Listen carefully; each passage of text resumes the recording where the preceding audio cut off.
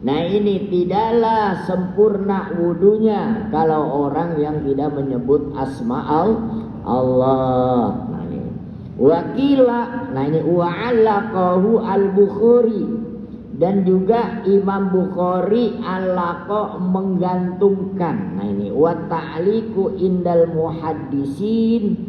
Nah ini ya, seandainya di dalam hadis itu dikatakan wahaka dan diriwayatkan aurawa, nah dia bahwa hadis itu berarti hukumnya itu kuat sahih. Nah kalau dikatakan wahukiya aukila, nah dikatakan atau diriwayatkan atau dihikayahkan bahwa hadis ini adalah menunjukkan bahwa hadis itu adalah tidak sahih, hadis itu adalah dhaif. Kalau qala, nah ini berarti langsung haka, yaitu meriwayatkan, ruya, nah dia menceritakan, itu berarti hadisnya itu adalah sahih. Kalau dikatakan kila, nah ini berarti hadisnya dhaif. Wa hukiya, atau diriwayatkan, diceritakan, auruwiya, atau diriwayatkan bahwa hadis itu adalah menunjukkan bahwa hadis itu adalah dhaif. Nah kalau qala mengatakan, nah itu ya. Kalau kila berarti dhaif. Wa an Anas bin Malikin, ya, diriwayatkan dari Anas bin Malik radhiyallahu an anna Nabi sallallahu alaihi wasallam, ya diriwayatkan dari Anas bin Malik, ya semoga Allah ridho kepadanya, sesungguhnya Rasulullah sallallahu alaihi wasallam ihtajama. Nah di sini Rasulullah sallallahu alaihi wasallam ihtajama, yaitu adalah telah membekam, gitu ya.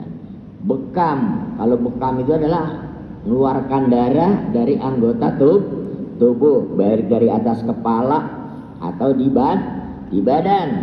Wa shalla, dan kemudian Rasulullah salat, walam yatawaddo, dan Rasulullah langsung salat dan tidak berwudu. Nah di sini dalil ini mendalilkan bahwa dengan dia itu membekam, annal hijamah la tanqudul wudu. Nah ini bahwa membekam, yaitu dengan badan kita dibekam ini adalah la tanqudul wudu, yaitu adalah tidak membatalkan wudu. Ya seperti kita, badan kita diambil cek darah, disedot, yaitu berarti ini adalah bahwa nyedot darah itu berarti dalam anggota tubuh kita itu apa itu? Laitan kudul wudu, adalah tidak membatalkan wudu. Ini adalah menurut mazhab Syafi'i.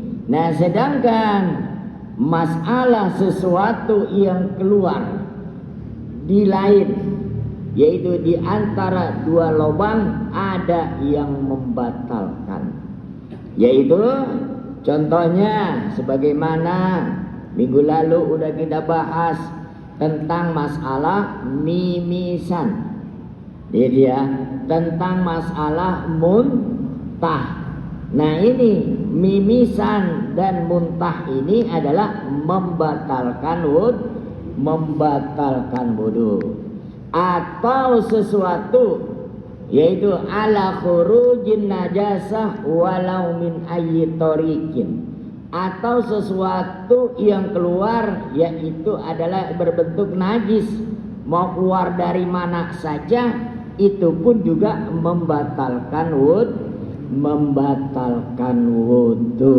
Nah di sini, nah kemudian juga, nah ini apapun juga yang keluar di antara dua lubang, yaitu dari dubur kita atau pantat kita atau bol kita, nah ini atau kemaluan kita keluar daripada kedua tempat tersebut, itu adalah juga membatalkan wudu. Nah sebagaimana hadis yang minggu lalu sudah kita bahas ini dia. Nah kemudian di sini waman nama falyatawaddo. Nah ini hadis yang diriwayatkan oleh Muawiyah. Rasulullah sallallahu alaihi wasallam bersabda, waman nama falyatawaddo. Barang siapa yang tidur maka berwudulah. Nah dalam hadis ini berarti menandakan bahwa yang namanya tidur, baik itu tidur sedikit atau tidur banyak. Nah sedangkan hadis yang minggu lalu dikatakan lagi nunggu sholat isya dia pada ngelenggut tuh. Tidur apa? Tidur apa namanya? Ya tidur ayam. Nah ini kemudian Rasulullah enggak memerintahkan tuh para sahabat sembahyang aja langsung. Berarti kalau tidur ayam itu berarti tidak apa? Tidak membatalkan wudu. Tapi di sini kata Rasulullah, wa man nama falyatawaddo. Nah ini maka barang siapa yang tidur maka dia itu adalah batal wudunya. Nah di sini terjadi kontroversi ya itu ya. Hadis yang satu batal, hadis yang satu tidak batal. Nah kemudian di sini juga dijelaskan lagi yaitu oleh hadis Abu Daud diriwayatkan dari Ibnu Abbas apa kata Rasulullah, innamal wudu'u ala man nama muttaji'an. Nah sesungguhnya orang tersebut itu diwajibkan wudu jika dia tidurnya berbaringan. Yaitu tidurnya apa itu? Tiduran. Nah di sini bahwa hadis ini menerangkan bahwa tidur itu membatalkan wudu jika tidurnya itu rebahan. Nah wa amma naumul jalis warraqi'u wasajidu wal qaim. Nah bagaimana orang yang tidur dalam keadaan berduduk, tidurnya dalam keadaan ruku', tidurnya dalam keadaan sujud, tidurnya dalam keadaan berdiri, palayan wudu. Nah ini, nah kalau tidurnya dalam keadaan berdiri, ya mungkin imamnya kebutuhan panjang baca surahnya, melenggut dia, maju mundur. Nah ini ya. Nah berarti apa itu? Kalau tidurnya sambil berdiri, kagak batal. Nah kalau sambil ruku, ya mungkin rukunya kebutuhan lama kali. Orang baca subhanallah bila ala 3 kali bisa berapa kali itu? Lebih daripada 3 kali. Wah itu gelewang dia. Ibaratnya ini tidak batal. Maka dikatakan bahwa tidur sambil berdiri, tidur sambil ruku, tidur sambil duduk. Nah ini timbul sambil sujud, sambil berdiri, yaitu tidak membatalkan wudu bisyartin. Ini ya.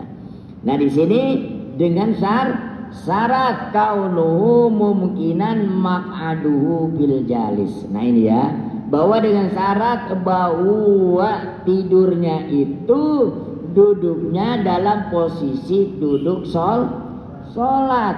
Nah ini ya, bukannya duduk di bangku senderan, nah itu batal itu. Yaitu atau ada tiang senderan di tiang. Nah dengan syarat apa? Duduknya maq'aduhu. Nah itu adalah dalam keadaan posisi sholat. Sebagaimana juga dulu udah kita bahas tuh, yaitu tentang perbedaan pendapat dalam masalah tidur. Nah pada dasarnya tidur batal, mau tidur dikit mau banyak batal. Nah yang mengatakan bahwa tidur tidak batal dengan syarat ini. Nah ini sebagaimana di sini hadis yang diriwayatkan oleh apa itu? Diriwayatkan oleh Abu Daud dari Ibni Abbas. Wa an Ibni Abbasin qala Rasulullah sallallahu alaihi wasallam.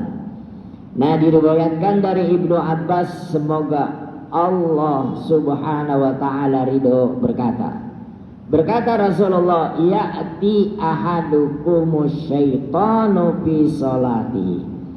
Nah ini akan datang si setan itu, akan menggoda si setan itu salah seorang kalian di waktu sholat. Ini lagi sholat digoda oleh syaitan, payan puhu, kemudian dia merasa yaitu bimak adatihi, yaitu di duburnya. Ini dia, seakan-akan di duburnya ini kayak ada apa itu, fayukhayyilu ilaihi, maka dia ngira-ngira ini kayaknya ini ada